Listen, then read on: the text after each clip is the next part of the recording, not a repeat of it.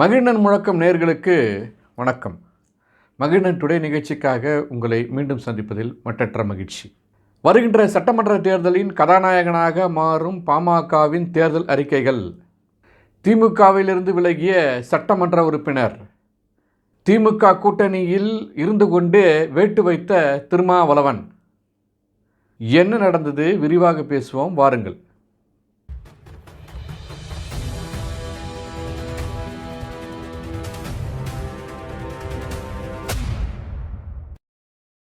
அன்பு நேயர்களுக்கு வணக்கம்.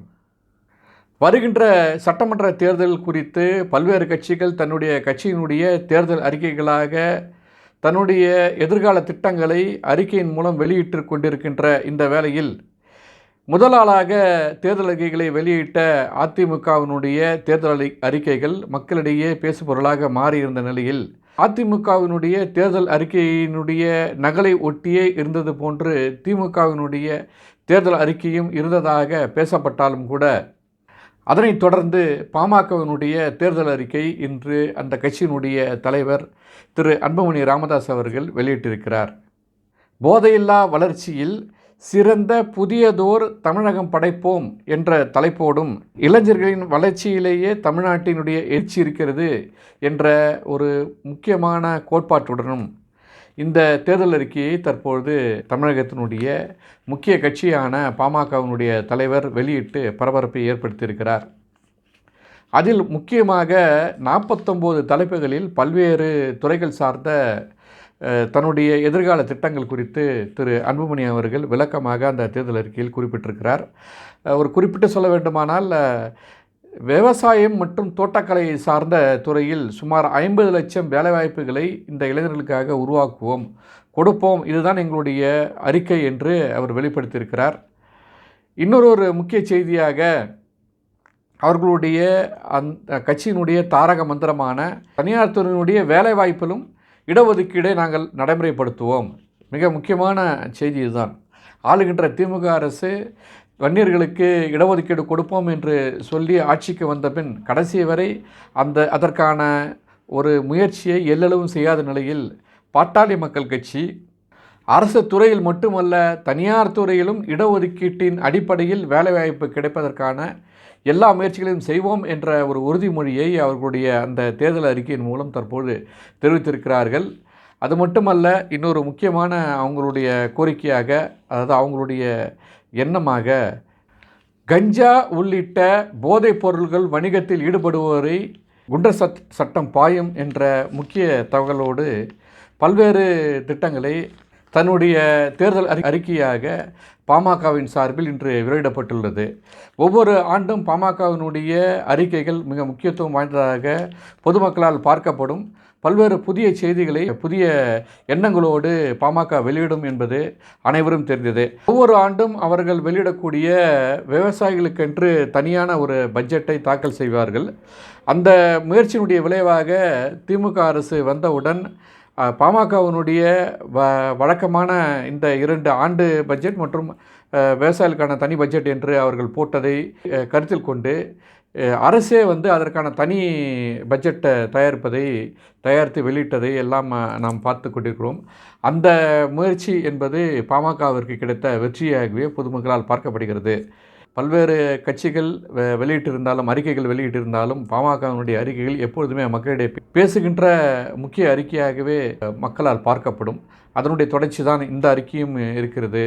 இந்த அறிக்கையினுடைய குழுவில் அந்த கட்சியினுடைய முன்னாள் நாடாளுமன்ற உறுப்பினர் டாக்டர் செந்தில் அவர்கள் தலைமையில் முன்னாள் தொடர்வண்டித்துறை அமைச்சர் முனைவர் ஐயா அரங்க வேலு அவர்கள் IAS ஓய்வு அவர்களும், முன்னாள் நாடாளுமன்ற உறுப்பினர் கோ தன்ராஜ் அவர்களும், சமூக நீதி பேரவையினுடைய தலைவர் திரு பாலு அவர்களும், திரு கோ ஆலயமணி அவர்களும், பசுமை தாயகத்தினுடைய பொதுச் செயலாளர் திரு அருள் அவர்களும் இந்த குழுவில் மிக முக்கியமான பங்காற்றி ஒரு சிறப்பானதொரு அறிக்கையை வெளிப்படுத்தியிருக்கிறார்கள். இந்த அறிக்கை ஒருவேளை நிறைவேற்றப்படுமானால் தமிழகத்தில் ஒரு சிறந்த மாற்றத்தை ஏற்படுத்த முடியும், வளர்ச்சியை கொடுக்க முடியும் என்ற முனைப்போடு இந்த அறிக்கை இன்று வெளியிடப்பட்டிருக்கிறது. இந்த அறிக்கையின் வாயிலாக வருகின்ற தேர்தலில் மிக முக்கியமான களப்பணி ஆற்றும் என்பதை நாமும் பார்க்கின்றோம். அடுத்து திமுகவிலிருந்து வெளியேறிய சட்டமன்ற உறுப்பினர். கடந்த கடைசி சட்டமன்ற கூட்டமான இந்த ஆட்சியினுடைய திமுகவினுடைய ஆட்சியினுடைய கடைசி சட்டமன்ற கூட்டத்தில் தன்னுடைய எதிர்க்கட்சியாக இருந்தாலும் கூட திமுக அரசினுடைய செயல்பாடுகளையும் திமுகவுடைய தலைவரும் தமிழக அரசினுடைய முதலமைச்சருமான திரு மு.க. ஸ்டாலின் அவர்களுடைய செயல்பாடுகள் குறித்தும் வெகுவாக பாராட்டி பேசிய திரு பி. ஐயப்பன் அவர்கள், உசிலம்பட்டியினுடைய சட்டமன்ற உறுப்பினர், வெகுவாக பாராட்டியது அனைவருடைய கவனத்தையும் ஈர்த்தது.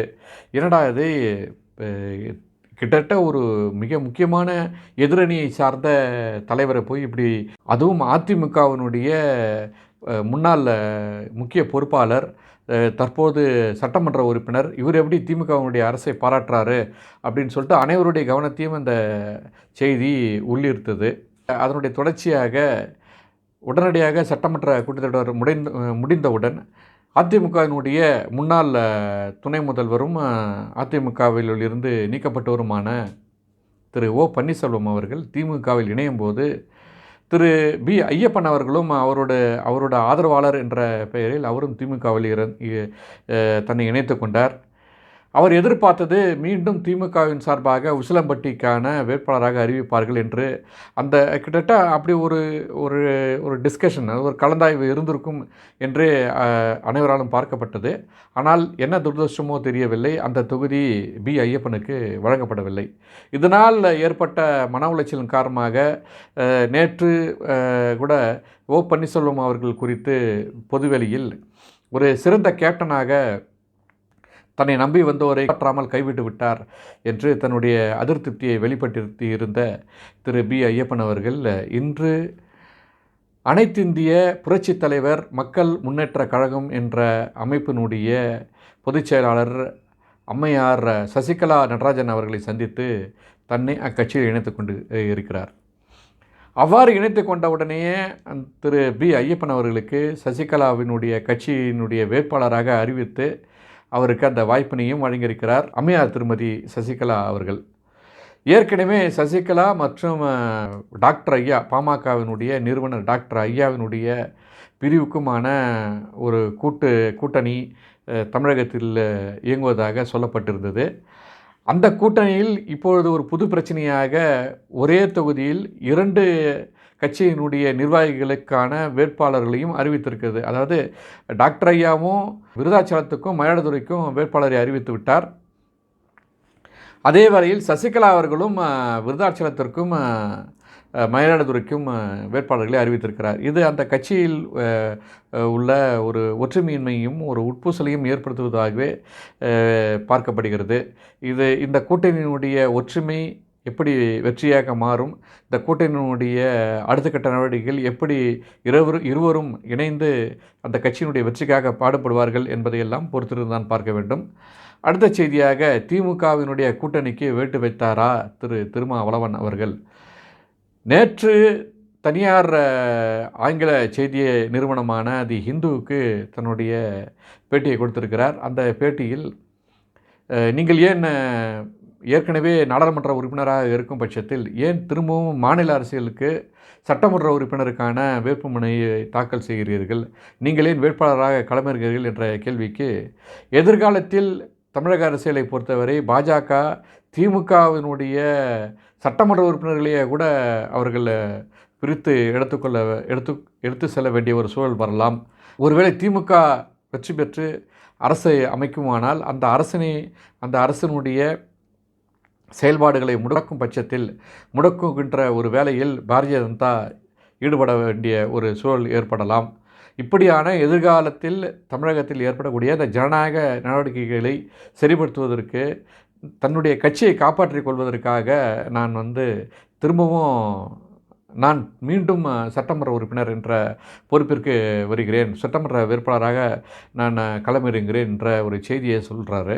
இது எப்படி தோணுதுன்னா, அந்த கூட்டணியில் திமுகவையே அவங்க உடைச்சிருவாங்களா, திமுகவுடைய சட்டமன்ற உறுப்பினர்களே அவங்க விலைக்கு வாங்கிடுவாங்களா என்ற கேள்விகளை எல்லாம் முன்வைக்கப்படும் பட்சத்தில் திமுக அவ்வாறு எளிதில் தன்னுடைய சட்டமன்ற உறுப்பினர்களை கைவிட்டு விடுமா, அல்லது பாஜக தன்னுடைய மிகப்பெரிய அரசியல் பலத்தால் திமுகவுடைய சட்டமன்ற உறுப்பினர்களை கவர்ந்து விடுவார்களா என்றால், ஏற்கனவே ஒருவரை அப்படி தமிழகத்தில் சட்டமன்ற உறுப்பினராக இருந்தவரையே தன்னுடைய கட்சிக்கு பாரதிய ஜனதா தூக்கியிருக்கு அப்படின்றத நம்ம பார்க்க முடிகிறது. இப்படியான வேலைகளை ஏற்கனவே மகாராஷ்டிரத்தில் பாரதிய ஜனதா செய்திருக்கிறது என்ற அந்த வரலாற்று ஒப்புமையோடு திருமாவளவன் அவர்கள் இந்த கருத்தினை பதிவித்திருக்கிறார். இது திமுகவுடைய கூட்டணிக்கு இந்த நேரத்தில் ஒரு சரியான பதிலாக அல்லது கூட்டணியில் உள்ள அந்த ஒற்றுமையை குலைக்கும் விதமாக பார்க்கப்படுவதாக நமக்கு தோன்றுகிறது. இதில் இன்னொரு செய்தியும் இருக்கிறது. ஏற்கனவே விடுதலை சிறுத்தைகள் கட்சிக்கு 6 சட்டமன்ற உறுப்பினர்களை பெற்றிருந்த 6 வேட்பாளர்களை பெற்றிருந்த திமுக கூட்டணியில் 6 வேட்பாளர்களுக்கான வாய்ப்பினை பெற்றிருந்த விசிக தற்போது 8 வேட்பாளர்களை பெற்றிருக்கிறது. அந்த 8 வேட்பாளர்களில் 2 நபர்கள் தனக்கான நபர்களாக நியமிக்கும் பொருட்டு தானே ஒரு வேட்பாளர் என்றும், இன்னொரு இடத்தில் தன்னுடைய சகோதரியினுடைய மகளையும் திருமாவளவன் அவர்கள் நியமித்திருக்கிறார். வாரிசு அரசியல் தேவையில்லை, வாரிசு அரசியலை நாங்கள் எதிர்க்கிறோம் என்றெல்லாம் சொல்லி கொண்டிருந்த திருமாவளவன் அவர்கள் தன்னுடைய சகோதரியின் மகளை வேட்பாளராக அறிவித்திருக்கின்ற பட்சத்தில் தனக்கான அடுத்த வாரிசு இவர்தான் என்று வெளிப்படுத்துகிறாரா? அல்லது இவரும் திராவிட கட்சிகள் பாணியில் தனக்கு பின்பாக கட்சியினுடைய நடவடிக்கைகளில் முழுவதுமாக ஈடுபடுத்தக்கூடிய நிலையில் தன்னுடைய சகோதரியின் மகளை அரசியலுக்கு எடுத்து வருகிறாரா என்றெல்லாம் பார்க்கப்படுகிறது. இவ்வாறு 2 வாக்காளர்களை வேறு தன்னுடைய கட்சியினுடைய உறுப்பினர்களுக்கு கொடுக்காமல் தானே அதனை பறித்து கொண்டிருப்பது அந்த கட்சியினுடைய ஜனநாயக மாண்புக்கும் அல்லது ஜனநாயகப்படுத்தப்பட்ட கட்சி விசிக என்று தொடர்ந்து சொல்லி கொண்டிருந்த திருமாவளவனுடைய எண்ணங்கள் இன்று சிதைக்கப்படுகிறதா? அல்லது அவருடைய நம்பிக்கைக்குரியவர்கள் தற்போது கட்சியில் இல்லையா என்ற பல்வேறு கேள்விகளை நமக்கு இந்த செயல்பாடுகள் மூலம் வெளிப்படுகிறது.